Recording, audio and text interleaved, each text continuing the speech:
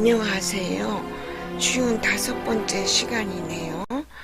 유튜브라는 세계를 만난 것은 불과 몇 개월밖에 되지 않았고, 그 전에는 주로 제가 읽은 UFO, 뉴에이지 서적들을 재해석해서 소개하는 글을 인터넷에 올리고 있었습니다. 그런데 이상하게도 제가 운영하는 홈페이지의 조회수는 전혀 움직이지 않는데, 즉 아무도 방문하지 않는 것 같은데 어디선가 저의 글들이 공개되고 읽히고 있다는 느낌을 항상 받고 있었습니다. 그래서 일종의 의무감 같은 것을 느끼며 글을 계속 올렸고, 그 내용들을 정리해서 몇 권의 책을 만들었기에 한시름 놓고 유튜브 세계에도 들어가 볼 수 있는 여유가 생겼던 것입니다. 그리고 영상물 제작에도 욕심이 생겨 서투른 솜씨로 이렇게 영상물들을 올리고 있는데, 여전히 조회수는 항상 고정 상태입니다. 혹시나 내 유튜브도 언젠가는 구독자들이 생길 때를 생각해서 자신을 소개하는 것도 필요하다는 생각이 듭니다. 나이 80세가 다 된 늙은이가 어떻게 유튜브를 직접 만들어 올릴 수 있는지 흥미로운 일일 수도 있으니까요. 저의 고향은 표관북도 선천이고, 개신교가 처음 한반도에 상륙한 고장이라고 합니다. 소학교, 즉 초등학교 교장이셨던 아버지와 교사였던 어머니 사이에서 태어났으며, 어머니는 천주교 신자였다고 합니다. 제가 6살 때 돌아가셨고요.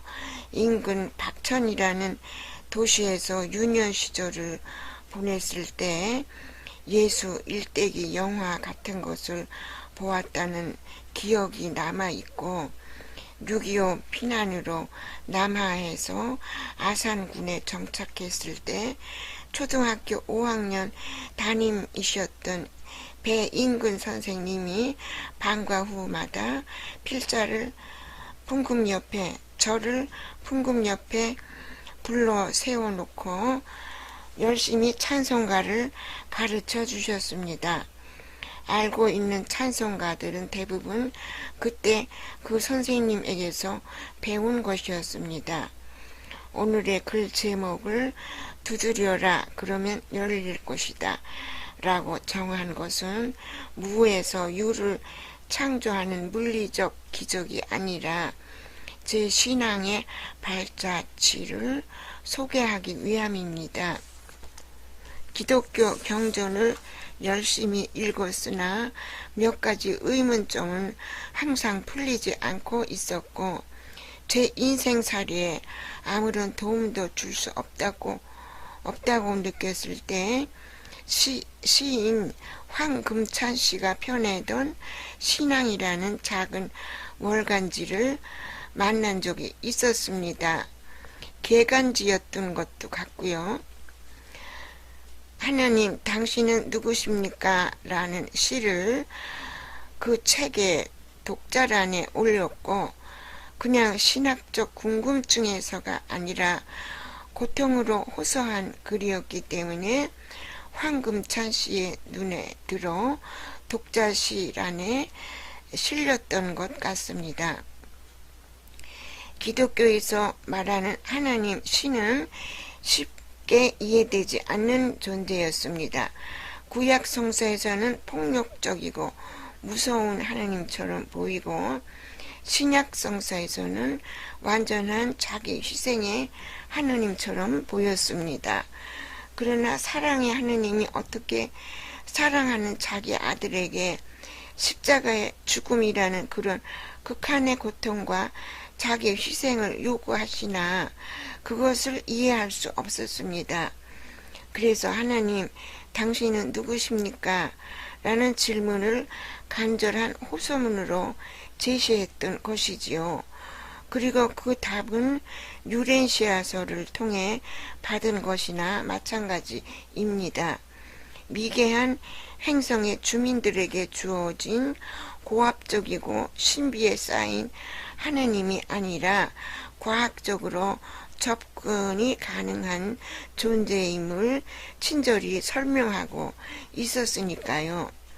두드려라, 그러면 열릴 것이다 라는 문구가 저에게는 그런 방식으로 나타났던 것입니다. 그 문서는 1834년 미국의 몰몬교가 한참 박해를 당하고 있을 때에 지구에 주어진 문서라고 합니다. 종교는 두 가지 점에서 인간에게 강력한 정신적 습관을 길러주는 것 같습니다. 하나는 신이나 하느님이라는 존재에 대한 막연한 기대감과 두려움이고, 또 하나는 인간은 항상 그 앞에 엎드려야 하는 버러지 같은 존재라는 자학적 사고방식인 것이지요. 동양 종교와 서양 종교의 차이는 바로 그런 데 있는 것 같습니다.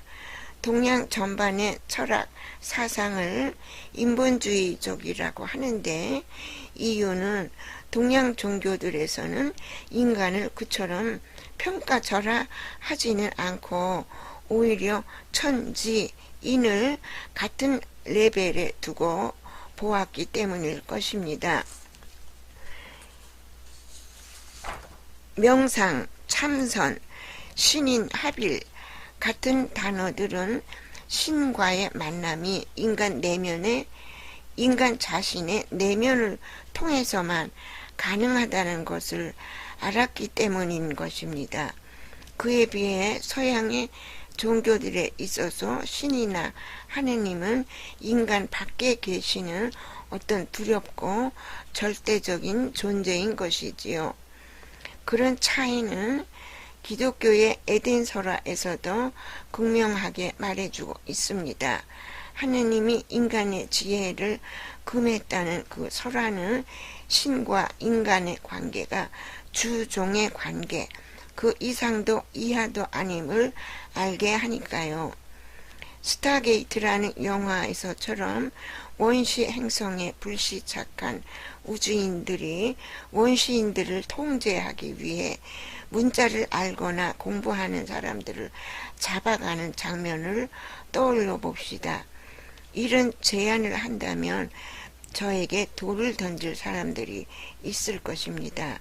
그러나 그럴 필요가 없는 것은 진짜 신 혹은 하느님은 그런 존재가 아니기 때문입니다. 결론부터 말한다면 창세기의 여호와 하나님은 지구를 방문했던 우주인이었다는 사실을 아는 것이 기독교 성서를 제대로 이해할 수 있는 관건인 것입니다. 그래서 그 시절의 지구 역사로 돌아갈 볼 필요가 있는 것이지요. 창세기 2장의 시대, 그 이전에 지구라는 행성에서 레무리아와 아틀란티스라는 두 세력이 과학 무기를 가지고 파괴적 전쟁을 한 역사가 있었다고 합니다. 그 결과 행성이 초토화된 적이 있었기 때문에 창세기 2장에서의 새로운 창조가 필요했던 것이지요. 즉 식물과 동물을 다시 이식시켜 생명체들이 풍성한 행성으로 재탄생시킨 것입니다. 그 다음 아담과 이브를 탄생시켰고, 그 한참 후손인 플라톤의 시대에 플라톤이 저서에 처음 등장한 아틀란티스에 대한 인류의 기억은 이 시대의 새로운 이야기로 우리에게 전해지고 있습니다. 레무리아와 아틀란티스 두 국가의 조상들이 플레야데스라는 별자리에서 지구로 왔으며 상호 파괴적 전쟁을 한 결과 사라진 존재들이 되었고, 지구는 인간이 살 수 없는 불모의 행성이 되었던 것이라고요. 창세기 1장과 2장에서는 같은 창조 설화를 말하고 있지만 약간 차이가 납니다. 1장은 태초의 하나님이라는 용어를 쓰고 있고, 2장은 여호와 하나님이라는 개인적 호칭을 사용하고 있습니다. 1장의 하나님은 전체 광우주를 다스리시는 위대한 중앙우주의 하나님들을 뜻하기 때문에 복수적 용어를 사용하고 있습니다. 수억 년도 넘는 아주 오래전 시대, 그 시대는 지구라는 행성의 태초 시대였고, 물과 구름에 뒤덮여 있던 불모의 행성에 처음 생태계를 조성한 이들이 있었던 것입니다. 미카엘 대천사는 그들을 일러 야나니니 종족이라 했는데 무슨 뜻인지는 설명되어 있지 않지만, 그들이 심어 놓았을 심판의 컴퓨터에 대해서는 언급하셨습니다. 위대한 중앙우주에서는 처음 개척되는 모든 행성마다 그 역사를 기록하는 컴퓨터가 설치되는데, 아카식 기록 장치라는 것이지요. 그 장치는 놀랍게도 전체 광우주에 걸쳐 하나의 빅데이터에 연결되는 광대한 구조를 가지고 있다고 합니다. 지구의 5차원 세계인 아카식 세계, 그리고 아카식 기록 장치는 그 거대한 빅데이터의 말단 컴퓨터인 셈이지요. 새로이 개척되는 행성들은 그렇게 역사 기록을 위한 첫 단추가 주어질 뿐만 아니라 우주선들이 드나들 수 있도록 에너지 분포 지도라는 것도 만들어진다고 합니다. 이 지구라는 행성은 그런 과정을 거쳐 생명체들이 살 수 있고, 그것을 관리하는 우주인들도 파견된 임자가 있는 행성으로서 출발했던 것이지요. 그로부터 수억 년에 걸쳐 진행된 역사들도 모두 아카식 기록이 말하고 있기 때문에 절대 떠돌이 우주 불량배들에게 탈취될 행성은 아니라는 점에 우선 안심합시다. 또한 그렇기 때문에 위대한 중앙우주의 어보이신인 파파소스께서 직접 메시지를 주고 계신 행성이 된 것입니다. 또한 이런 사실을 잘 아는 아시다 사령부에서도 그 부하들의 불법적 지구 장악 의도를 변절자들이라는 이름으로 정죄해야 한 것입니다. 증산 선생도 아래와 같은 문구로 이 행성의 주권자들이 알아야 할 사실을 미연에 알려준 것입니다. 목사가 믿는 하느님이나 중들이 가르치는 부처가 본래는 하나로 돼 중생들을 잘못 인도하면 천지의 원주인도 자리를 잡지 못한다. 지구가 동서양으로 나뉘고 기독교와 불교로 나뉘어 눈에 보이지 않는 전쟁을 하고 있는 현 시점을 미리 예견한 문구 같지 않습니까? 원주인도 자리를 잡지 못한다는 것이 무슨 뜻일까요? 행성 안에서 우리끼리 분열되어 싸운다는 것은 제살 깎아먹기식 전쟁이고, 행성 주권자로서의 권리마저 잃게 만든다는 뜻입니다. 위대한 중앙우주의 개척자들에 의해 심판의 컴퓨터가 설치된 인자 있는 행성 지구는 플레야데스 중에서 생명체와 인간들이 사는 총 619개의 행성들 중 606번째 행성이라는 꼬리표가 붙은 행성이라고 합니다. 뿐만 아니라 이 행성을 관리할 자격을 인정받은 영혼들, 즉 주권자들이 있다는 사실도 알아야 하는데, 그들이 바로 우리 지구 인류의 조상이었으며 에덴 설화에서 말하는 반란의 천사들이었던 것이지요.